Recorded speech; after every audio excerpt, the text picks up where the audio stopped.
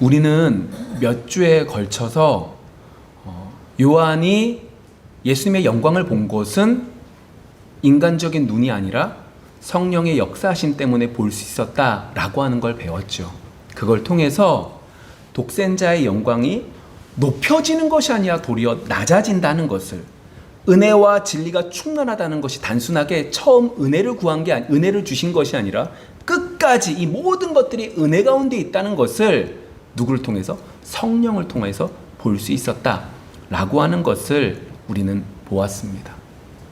그러면서 우리가 배운 것 가운데 한 가지가, 하나님의 영광을 본다라고 하는 것은 원래 하나님의 영광을 보면 어떻게 된다? 죽을 수밖에 없다. 죄인된 인간은 하나님의 영광을 보면 죽을 수밖에 없다. 그럼에도 불구하고 예수님께서 십자가의 은혜로 말미암아 더 나아가서 성령의 역사하심으로 우리는 죽는 것이 아니라 도리어 하나님의 자녀가 되는 축복을 얻게 되었고, 뿐만 아니라 이 세상에서 살아갈 힘을 얻었다라고 하는 것을 이제 배웠습니다. 그리고 오늘 우리는 그러한 것들 속에서 그렇다면 성령께서 오셔서 우리가 무엇을 보게 하시는지 그 부분들에 대해서 한번 살펴보고자 합니다.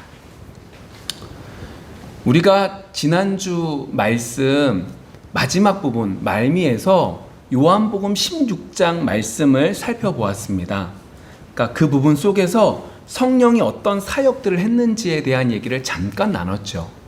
요한복음 16장 9절부터 11절의 말씀들을 보시면, 보혜사 성령이 임하시면, 보혜사 성령이 오시면 죄에 대해서, 의에 대해서, 심판에 대해서 세상을 책망하신다라고 말씀하고 계십니다. 성령이 오시면 우리가 죄에 대해서, 의에 대해서, 심판에 대해서 뭐 한다? 성령께서 우리를 책망하시는 것을 보게 된다 라고 말씀하고 계시는 거죠. 먼저 9절 말씀 이렇게 되어져 있습니다. 죄에 대하여라 함은 그들이 나를 믿지 아니함이요. 성령께서 오십니다. 그러면 그 성령께서 우리에게 먼저 뭘 보여주시냐? 뭘 보여주셔서 우리를 책망하시냐? 죄에 대해서 책망하시는구나 라고 말씀하고 계시죠. 여러분, 죄라고 하면 우리는 흔히 이렇게 생각합니다. 우리가 행한 것들, 하나님, 제가 남을 사랑하지 못했습니다, 도둑질했습니다, 남을 때렸습니다, 남의 것을 훔쳤습니다 라고 하는 죄에 대한 품목들에 대한 이야기들을 합니다. 그걸 자범죄라고도 얘기하죠. 그런데 이러한 자범죄 그리고 행동을 하는 이것들은 우리가 겉으로 나타난 것이고, 그 근원적인 문제에 대해서 오늘 말씀하고 있는 것이고, 성령이 깨닫게 해주시는 겁니다. 성경에 도둑질하지 말라고 쓰여져 있습니다. 이걸 모르시는 분 있습니까? 글씨를 읽으면 다 알 수 있습니다. 정리해 놓을 수 있습니다. 예수를 믿으면 도둑질하면 안 돼, 써놓을 수 있죠. 그런데 문제는 그것 가지고 성령이 임하셔서 우리를 이것을 깨닫게 해주셨다라고 말하고 있지 않다는 겁니다. 오늘 성경 속에서는 뭐라고 말하고 있어요? 죄에 대하여 알게 하시는 겁니다. 그런데 그들이 뭘 하지 않은 것, 나를 믿지 않은 것, 이것이 죄라는 겁니다. 그럼 한 가지 좀 더 들어가 볼까요? 그들이 나를 믿지 않았다라고 하는 것이 뭘 나타내는 거죠? 더 정확하게 말하면 이렇게 말해야 되는 거 아니에요? 하나님 아버지를 믿지 않은 것이 죄다라고 말한 게 아니라는 거예요. 뭐라고 말씀하시는 거죠? 예수님, 나를 믿지 않은 것이 뭐다? 죄다. 근데 이걸 누구를 통해서? 성령을 통해서 깨닫게 되는 것이다 라고 말씀하고 있는 거죠. 여러분, 하나님을 믿지 않는다라고 말하는 것은 어떤 의미냐? 존재에 대한 부분들을 의미합니다. 너희들 하나님 믿니? 너 하나님 믿니? 라고 물을 때 그 말의 의미는 하나님의 존재를 믿느냐는 거예요. 하나님이 계시는 걸 믿니? 라고 하는 의미죠. 근데 오늘 여기서 말하고 있는 예수님을 믿지 않는 것이 죄다라고 말하는 이 의미는 하나님의 주권을 의미합니다. 너 예수 그리스도를 믿니? 라고 말하는 그 속에 뭐라고요? 하나님의 주권입니다. 주권이 뭐예요? 모든 것들을 다스려 가신다는 거죠. 여러분, 이 말은 이겁니다. 이 말을 반대로 말하면 왜 예수님을 믿지 않는 것이 죄냐? 하나님의 주권을 믿지 않고 뭘 믿기 때문에? 나를 믿으며 살아가기 때문에 그것이 뭐다? 죄구나 라고 말씀하고 있는 것이고, 그것을 누구를 통하여? 성령을 통하여서만 알 수 있다는 거죠. 글씨로 쓰여져 있는 계명들은 우리도 세상 사람들도 동일하게 볼 수 있습니다. 이것이 성령이 깨닫게 해주시는 것이 아니라 그것들이 발현되어지는, 그것들이 나타나는 그 근원적인 문제, 어떤 문제요? 하나님의 주권, 하나님이 인도하여 주신다는 것을 믿는 것이 아니라 내가 그 모든 것들을 이끌어간다 라고 하는 그것에 대한 문제를 말씀하고 계시는 거죠. 그래서 생각해 보시면 나에게 도움이 되면 정말로 나쁜 사람이라 할지라도 어떤 사람이 되는 거죠? 좋은 사람이 되는 거죠. 우스갯소리지만 건물주를 뭐라고 불러요? 주님이라고 부르잖아요. 다른 말로 말해볼까요? 주인이라고 부르잖아요. 좀 더 심하게 말해볼까요? 그 사람이 아무리 나쁜 사람이라 할지라도 우리 집 임대료를 깎아주면 뭐한 사람이에요? 하나님 같은 사람이에요. 남들은 다 욕해도 이 사람은 정말 좋은 사람인 거예요. 왜요? 나에게 도움이 되니까요. 그게 뭐예요? 인간인 거죠. 그런데 예수님은 어떤 분이세요? 예수님은 하나님의 주권의 의미 속에서, 이제 좀 이따 더 이것들에 얘기할 거고, 주권의 모습 속에서 예수님은 우리를 위하여 십자가에 못 박혀 돌아가셨죠. 여러분, 우리가 예수님을 믿는다는 건, 저는 주님을 믿습니다, 예수님을 믿습니다, 예수님이 나를 위해서 구원해 주셨죠, 이 정도를 뛰어넘습니다. 예수님의 십자가 너무 귀하죠. 저는 십자가를 마음에 품고 살아갑니다. 밥을 할 때도 십자가를 그리면서 밥을 풉니다. 그게 중요한 것이 아닙니다. 정말로 중요한 건 그 십자가라고 하는 것은, 다른 말로 말하면 내 죄가 그 십자가에 그대로 전달되어지는 겁니다. 그것 때문에 예수님이 돌아가시는 거죠. 다시 말하면 나는 예수님을 믿습니다. 이 말은 내가 죄인입니다. 예수님이 날 대신해서 모든 저주와 모든 심판을 대신 받으셨습니다 라고 하는 것이, 인정하는 것이 뭐라고요? 예수를 믿는 거가 되는 거죠. 그래서 예수님을 믿는다는 건 쉽지 않습니다. 예수님을 믿는다라고 하는 건 내가 주인이 돼서 내가 나에게 도움이 되는 건 전부라고 생각하고, 내가 나의 모든 것들을 위해서 나에게 도움되는 것만을 위하여 살아가는 우리에게 예수님이 내가 죄인인 걸 알아, 전제된 겁니다. 내가 죄인인 걸 알아, 내 죄를 모든 걸 담당하셔 대신 돌아가셨어 라고 하는 걸 뭐 하는 거예요? 믿게 되는 것이기 때문에 우리의 머리로 할 수 있는 것이 아닙니다. 오직 누가? 성령께서 우리가 죄인이라는 것을 깨닫게 해주실 때만이 뭐 하는 거예요? 예수님을 믿게 되는 거죠. 예수님이 아니면 다른 방법이 없거든요. 내가 아무리 선하려고 해도 선할 수 없거든요. 이걸 누가 알게 하신다? 성령이 알게 하시는 거죠. 이걸 가지고 우리에게 책망하시는 거예요. 뭐라고요? 너 잘난 거 같지? 아니야. 너 죄인이야. 피부가 돋아날 만큼 싫은 말입니다. 왜요? 내가 주인인데, 난 잘 살았는데, 나쁜 짓 안 하며 살았는데, 아니 횡단보도도 불법으로 건너지 않았는데 왜 자꾸 나한테 죄인이래? 근데 그걸 말하고 있는 것이 아닙니다. 더 근원적인 죄에 대해서 성령이 깨닫게 해주시는 거죠. 두 번째로 성령이 우리를 책망하시는, 보게 하시는 것이 뭐냐? 10절입니다. 의에 대하여라 함은 내가 아버지께로 가니 너희가 나를 다시 보지 못함이요. 두 번째, 성령이 임하시면 세상을 책망하시는데 뭐에 대해서? 의에 대해서 책망하신다라고 말합니다. 의가 뭐예요? 의로움, 그러니까 옳은 걸 말하는 겁니다. 여러분, 옳은 삶을 살아가고 계십니까? 의로운 삶을 살아가고 계십니까? 그러면 이제 반대로 이렇게 여쭤볼게요. 이거에 대해서 답변을 못 하시면 반대로 이렇게 여쭤볼게요. 여러분들은 불법을 행하면서 살아가고 계십니까?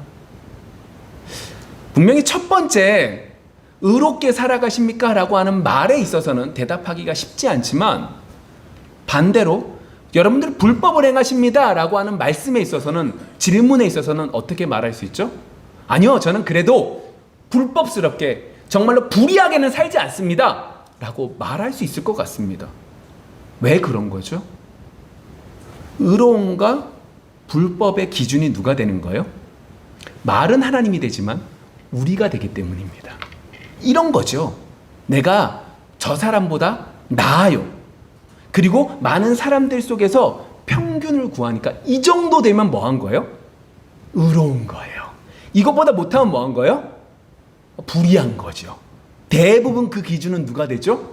내가 됩니다. 내가 기준이 돼서 나보다 못되게 살면 뭐 한 거예요? 불의한 사람이고, 나보다 선하게 살면 뭐예요? 의인인 거예요. 여러분 잘 생각해 보세요. 그게 우리입니다. 그 모든 기준이 뭐예요? 내가 됩니다. 나보다 못하면 나쁜 놈, 나보다 착하면 선한 놈, 나에게 도움이 되면 주님. 그게 인간이라는 거예요. 그런데 성경 속에서 의로움이다 라고 하는 건 뭐가 의로움이에요? 성경 속에서 의로움은 딱 한 분밖에 안 계십니다. 누구밖에 안 계시죠? 예수님밖에 안 계십니다. 야, 너희들은 의로워라 라고 말씀하실 때 이스라엘에게 너희는 의롭게 살아라, 공의롭게 살아라, 진리를 행하라 라고 말씀하시지만, 그들이 온전히 진리를 이룰 수 없음을 우리는 구약의 성경을 통하여, 아니 신약 속에서도 너무나 많이 보고 있습니다.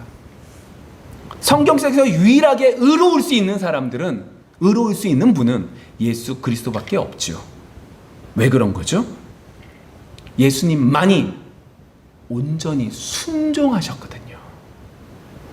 그의 행위가 온전히 순종하신 것은 예수님밖에 안 계시거든요. 예수님은 그만큼 능력이 있으셨습니다. 예수님은 모든 걸 알고 계십니다. 예수님은 자기 스스로 모든 것들을 선택함에 있어서 불의한 것들을 선택하지 않을 수 있는 능력이 있으셨습니다. 그런데 예수님은 그 모든 것들을 어떻게 하셨어요? 버리셨습니다. 뭐 앞에요? 하나님의 말씀에 순종함 앞에 모든 것들을 꺾어 가셨죠. 겟세마네 언덕의 기도를 생각해 보십시오. 할 수만 있으시면 이 잔을 내게서 떠나게 해주십시오. 십자가 말고 다른 방법 있으면, 아니 하나님과 단절 말고 다른 방법 있으면 조금 그 방법대로 우리 했으면 좋겠습니다. 그러나 내 생각대로 하지 마시고 내 뜻대로 마시고 아버지의 뜻대로 이루어 주옵소서. 예수님만이 온전히 순종하셨죠. 예수님만이 하나님의 뜻에 복종하셨습니다. 어디까지요? 죽기까지요. 근데 문제는 여기 있습니다. 죄에 대해서, 품목에 대해서 성령께서 알게 하시지 않으면 우린 알지 못하는 게 인간인데, 의에 대해서도 마찬가지예요. 제가 아까 전에 적나라하게 말했던 우리가 생각하는 의로움이라고 말하는, 내가 기준이 돼서 나보다 나으면 의인, 나보다 못하면 악인이라고 생각하는 이 관점들이 우리의 머릿속을 꽉 차지하고 있습니다. 성령께서 알게 하여 주시지 않고 보게 하지 않으면 어떻게 해요? 우리는 알지 못합니다. 그래서 나는 잘났다고 생각하죠. 나는 괜찮다고 생각합니다. 그리고 그것들 속에서 살아가게 만들죠. 근데 성령이 임하시면 어떻게 해요? 내가 의롭지 못함을 보게 하십니다. 예를 들면 이런 거죠. 저 사람이 참 못난 짓을 했어요. 나는 저 일들을 하지 않거든요. 어떻게 저럴 수 있어? 라고 손가락질을 합니다. 근데 다음날 어떻게 돼요? 꼭 내가 그래요. 예를 들면 이거죠. 어떻게 예배 시간에 지각할 수가 있어? 다음날 예배 드리는데 어떻게 해요? 내가 지각해요. 나는 의롭다고 생각했거든요. 예배 시간 늦지 않고 예배를 준비하는 자라고 생각했거든요. 근데 뭐 한 거예요? 내가 그렇지 못하는, 나도 하나님의 은혜가 없으면 할 수 없는 자임을 알게 하죠. 좀만 더 나가볼까요? 늦었다고 해봅시다. 그럼 우린 뭐라고 생각해요? 변명하죠. 여러분 변명 안 하십니까? 차가 늦게 와서 내가 차를 딱 놓쳐서 늦었대요. 그건 중요하지 않습니다. 그만큼 내가 의로움을 행할 수 없는 존재라는 것이 드러날 뿐이죠. 잘못한 것밖에 없습니다. 근데 우린 어때요? 변명하는 게 우리 인간이라는 거죠. 그만큼 우리 속엔 죄가, 우리 속엔 의가 없는데 성령이 역사해 주지 않으면 볼 수 없다는 겁니다. 세 번째가 뭐예요? 심판에 대해서입니다. 근데 좀 볼게요. 11절 말씀이 이렇게 됩니다. 심판에 대하여라 함은 이 세상 임금이 심판을 받았음이라. 자, 여기 말씀이 좀 이상하지 않습니까? 여러분 심판에 대해서라 라고 하면 뭐예요? 앞으로 심판을 하실 것처럼 엮여지는데 오늘 말씀 속에서 뭐라고 말해요? 이 세상 임금이 심판을 받았다라고 말을 합니다. 그럼 여러분 여기서 먼저 세상 임금이라고 하는 이 존재가 누구를 말하는 걸까요? 세상에서 우리 왕, 대통령 이걸 말합니까? 아닙니다. 마귀를 말합니다. 그런데 뭐라고 말하세요? 마귀는 심판을 받았다? 받지 않았다? 받았다라고 말하는 거죠. 이 중요합니다. 무슨 의미예요? 마귀는 이미 예수 그리스도의 십자가의 은혜로 졌습니다. 그런데 마귀는 여전히 우리를 속입니다. 어떻게 속이죠? 아직도 내가 이 세상을 다스리고 끝까지 내가 승리할 거라고 속입니다. 우리를 속입니다. 이 세상을 살아갈 때 하나님의 방법은 안 되고 세상의 방법으로만 갈 수 있다고 생각합니다. 교회가 나아가는 방법은 돈이 중요하다라고 말을 합니다. 인생에 있어서 돈이 없으면 죽는다라고 말을 합니다. 아닙니다. 성경 속에는 그렇게 말하고 있지 않습니다. 교회를 이끌어 가시는 분도 교회의 주인도 하나님이시라고 주님이라고 말하고 있습니다. 근데 우리는 어떻게 해요? 돈이 있어야만 나아갈 수 있다라고 생각하죠. 돈이 필요 없다는 것이 아닙니다. 마귀가 우리를 속인다는 거죠. 이미 심판을 받았는데 이미 끝났는데 끝나지 않은 것처럼 우리를 속이고 있다는 거예요. 예수를 믿고 있다고 우리가 안 속습니까? 매일 속습니다. 매 시간마다 속습니다. 예배드리는 이때에도 잡다한 생각으로 우리의 생각을 현혹시켜 속이게 만듭니다. 그런데 성령이 오셔서 우리를 책망하죠. 뭐라고 책망하세요? 이미 심판은 끝났다, 끝나지 않았다? 끝났다. 마귀는 졌다. 라고 분명히 말씀하고 계시는 거죠. 여러분, 우리 속에 이미 전쟁이 끝났음을 누구를 통해서만? 성령을 통해서만 알 수 있다는 거예요. 그렇게 우리를 책망하세요. 사랑한다 아들아, 사랑한다 딸다 이렇게만 말씀하고 있지 않으세요. 책망하세요. 마음이 부딪혀서 너무 힘들어요. 그 말씀 때문에 내가 하나님 앞에 변명하고 있어요. 변명하면 안 되는데 변명하고 있다고요. 그것이 성령이 우리를 책망하시는 모습입니다. 근데 이제 재밌는 게 이거예요. 이러한 것들 속에서 결국 이 모든 성령의 가르침은 누구와 직결됩니까? 다 예수님과 관련되어 있는 거예요. 그렇죠? 예수님께서 이미 십자가의 승리로 심판은 끝난 거예요. 최후의 심판날 마지막 때에 그 모든 것들은 무저항 속에 들어갈 거예요. 이 공중권세 잡고 있는 자들이 우리를 괴롭히고 있지만 이미 전쟁은 끝난 거예요. 의로움은 예수님밖에 없어요. 예수님의 십자가의 그 순종 때문에 우리는 그 의로움으로만 나가는 것이 중요한 것이지 내가 잘났어요 라고 말할 수 있는 것이 없어요. 여러분 정말로 예수님으로 직결되어진다는 거예요. 근데 여러분 생각을 해보세요. 이 말들을 제자들이 받았어요. 어떻게 받을까요? 너무너무 좋을까요? 여러분들이면 어떠시겠습니까? 이렇게 귀한 말씀들을 여러분들이 받은 거예요. 근데 이 말씀들을 받았는데 여러분들은 어떠한 마음들이 드시겠습니까? 오늘 제자들은요, 이 말씀들이 너무너무 좋은 게 아니라 근심이 되기 시작했어요. 왜 그렇죠? 아직 성령이 임했어요, 임하지 않은 때예요? 아직은 임하지 않은 때예요. 이해되셨죠? 예수님과 함께 제자들이 있는 거예요. 물론 이 요한이 지금 성경을 쓴 건 언제예요? 예수님이 돌아가신 이후에 한참 있다가잖아요. 그러니까 이때 이 먼 미래의 옛날을 뒤돌아보니까 예수님의 영광을 보게 된 거죠. 그때는 성령의 역사하심 속에서 예수님의 영광을 봤지만 지금 그 요한복음을 쓰는 그 속에 있는 오늘 성경의 본문 이 상황 속에서 예수님의 이 상황 속에선 제자들은 아직 성령을 받기 전이기 때문에 근심할까요? 근심하지 않을까요? 당연히 근심하는 거죠. 근심을 합니다. 이해가 안 되거든요. 너무너무 불편하고 힘들거든요. 근데 이거 제자들만 그럴까요? 아니요. 우리도 마찬가지예요. 한번 예를 들어볼게요.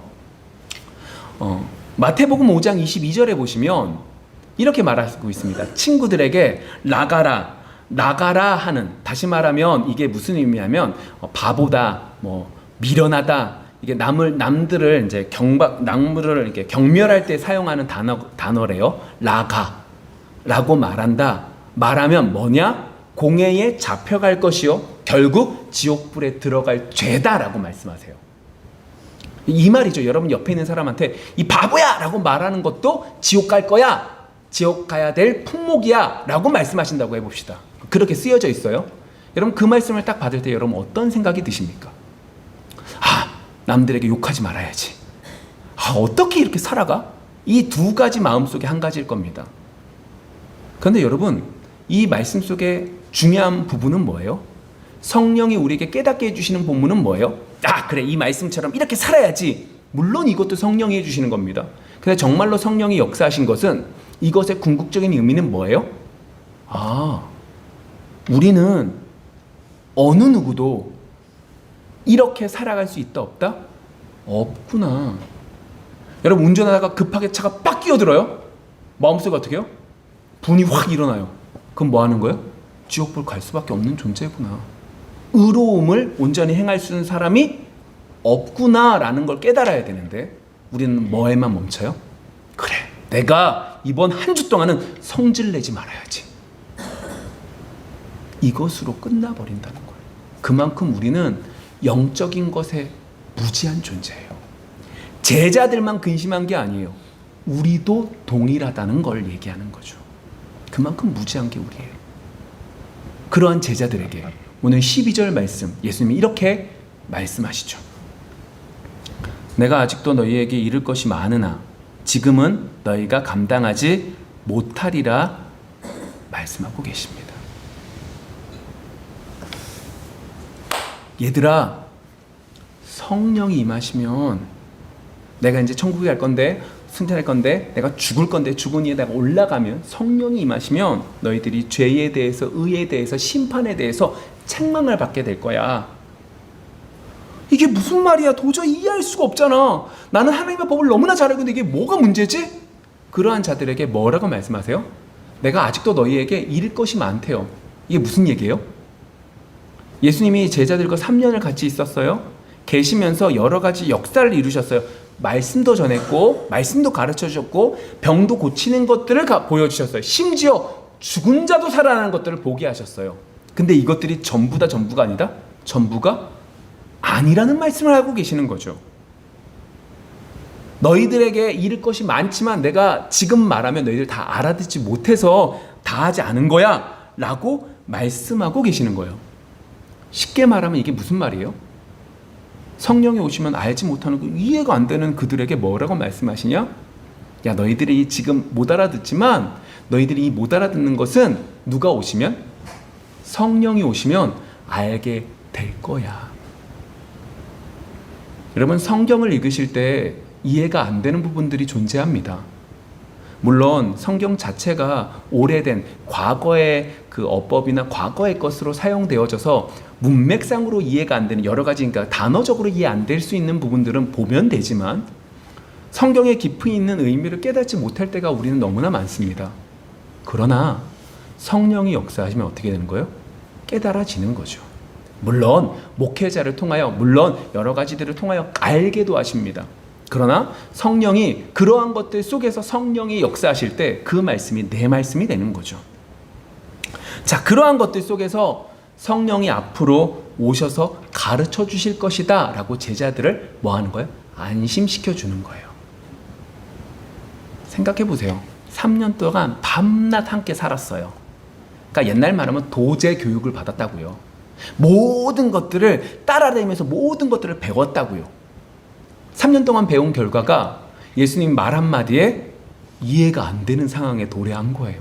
근데 그들에게 뭐라고 말씀하시는 거예요? 나 너에게 모든 걸 알려준 게 아니야. 그런데 걱정하지 마. 앞으로 오시는 분에게는 너희들 가운데 모든 것들을 알게 하실 거야 라고 하는 말을 띄우고 계시는 게 12절 말씀인 거죠.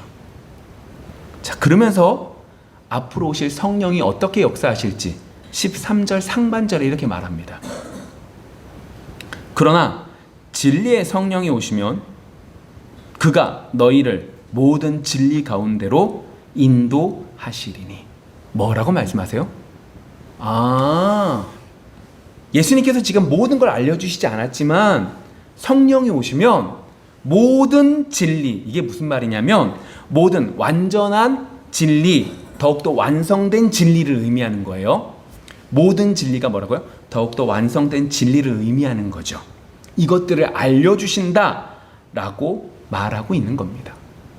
걱정하지 말라는 거예요. 야, 너희들 지금 다 배운 것도 아니지만 성령이 오시면 그 성령을 통하여 더욱더 완성된 진리에 대해서 알려줄 거니까 걱정하지 마 라고 말씀하고 계시는 겁니다. 여러분 생각을 해봅시다. 3년 동안 제자들이 배운 게 뭐가 있어요? 그냥 아무것도 안 하고 다닌 건 아니잖아요. 그렇죠? 3년 동안 그들의 머릿속에 확 자리 잡고 있는 건 한 가지, 분명한 한 가지는 있어요. 그게 뭘까요? 예수님이 보통 인간은 아니구나라는 거 100% 알까요? 모를까요? 알 거 아니에요. 예를 해보세요. 예수님이 전하는 말씀, 세상에서 말하는 종교 지도자들과 다른 말씀을 전했어요. 예수님이 병자를 고치세요. 이사야서 53장에 말씀하고 있는 그 모든 안전뱅이를 고치는 그 모든 징표적인 그 모든 것들을 예수님께서 이루셨어요. 심지어 뭐도 하신 거예요? 죽은 자도 살리셨어요. 분명히 예수님이 우리가 볼 땐 나사렛 땅에서 목수의 아들로 나오셨지만 그분은 어떤 분은 아니에요? 보통 인간은 아니에요. 그리고 그들의 마음속에 분명히 하나 자리 잡고 있는 건 있어요. 은혜로 성령의 역사하심, 단번에 역사하심 속에서 은혜로 받은 한 가지는 있어요. 이분이 누구는 아니다? 보통 인간은 아니고 하나님의 아들이시구나 라는 건 그들의 마음속에 있다 없다? 있다라고 하는 거예요. 어떻게 이렇게 말할 수 있죠? 베드로가 마태복음 16장 16절에 뭐라고 그래요? 그대로 신앙 고백하잖아요. 아니 베드로만 그래요? 아니요. 거기 있는 제자들이 다 그렇게 생각하고 있는 거예요. 누구를 통하여? 하나님께서 알게 하셨다고 예수님 말씀하시잖아요. 성령께서 깨닫게 해주신 거예요. 보세요. 그것들이 그들의 마음속에 분명히 있어요. 그뿐만이 아니에요. 예수님께서 복음을 전하셨거든요. 그 복음의 내용들 그는 들었고 그들의 마음속에 하나님 나라가 회복될 것이다. 하나님 나라가 올 것이다라는 걸 그들이 알아요? 몰라요? 알잖아요. 근데 이것들은 시작인 거예요. 그 시작들 속에서 더욱더 중요한 것들을 알게 하신다는 거예요. 누가요? 성령이요. 오늘 그 예배당 옆에 보시면 이제 나무가 하나 있잖아요. 작년에 뭐 하다가 나무가 죽어서 위에 있는 나무 가지들을 다 자르고 바깥에 내놨더니 자기 스스로 쑥쑥쑥 자라서 다시금 회복되어졌어요. 근데 겨울을 지나면서 새파랬던 잎들이 있었거든요. 근데 이제 봄이 되다 보니까 이 나무가 어떻게 되냐? 그 새파란 잎들은 떨어지기 시작하는 거예요. 자꾸 가지들이 막 떨어져 나가요. 가지들이 뚝뚝 떨어져 나가요. 제가 자른 것도 아니고 그 가지 끝이 뚝뚝뚝 떨어져 나가더라고요. 근데 잘 보니까 지금 보시면 알지만 밑에 있는 가지들이 떨어져 나가요. 위에 있는 가지들은 새롭게 막 나고 아래에 있는 가지들은 뚝뚝뚝뚝 떨어져 나가고 점점 자라나기 시작을 하더라고요. 보시면 그래요. 그래서 다시금 새롭게 난 잎과 과거의 잎들 가운데 과거의 잎들은 점점 말라가고 떨어져 나가고 새 잎들이 다시금 슉슉 나타나는 걸 볼 수 있어요. 제가 왜 이 이야기를 하느냐? 성령의 역사심이 딱 이거라는 거죠. 예수님께서 제자들에게 너무나 중요한 걸 알려주셨어요. 하나님의 아들이라는 걸, 귀한 것들을 알려주셨죠. 근데 성령이 오셔서 더욱더 중요한 것들을 알려주세요. 그게 뭐냐?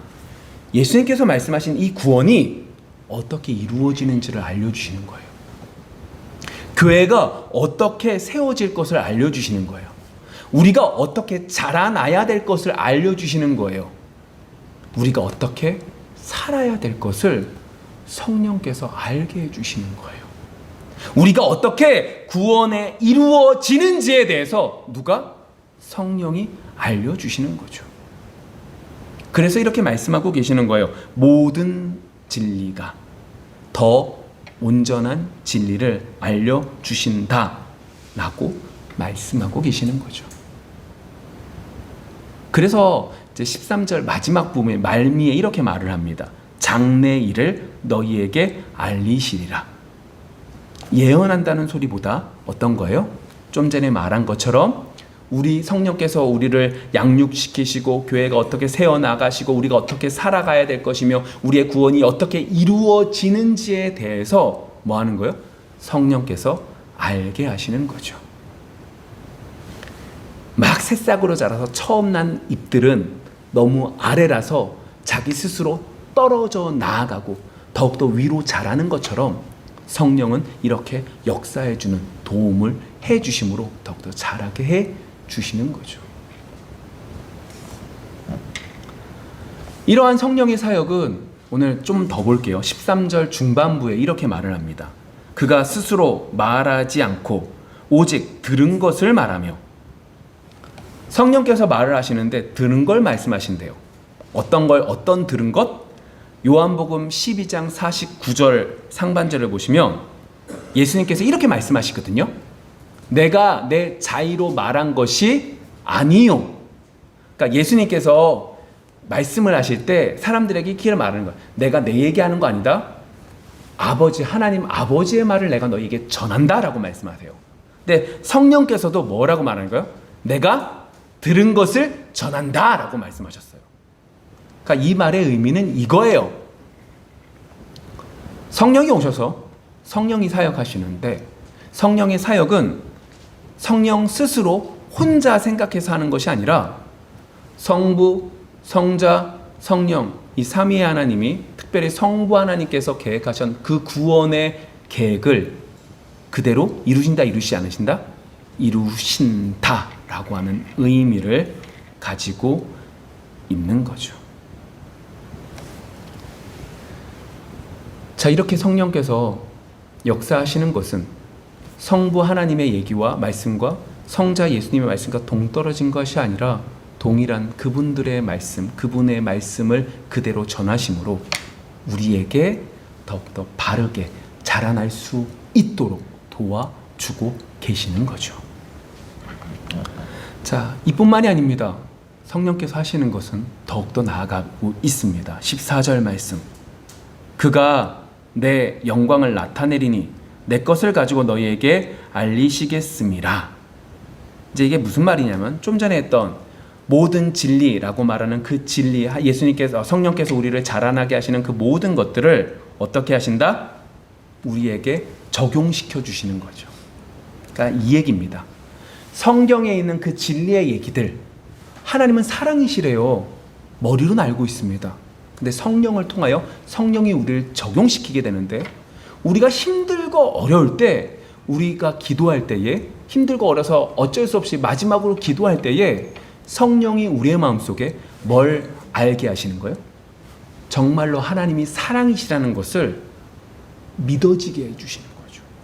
누가 적용하게 하시는 거예요? 성령이 알게 하시는 겁니다.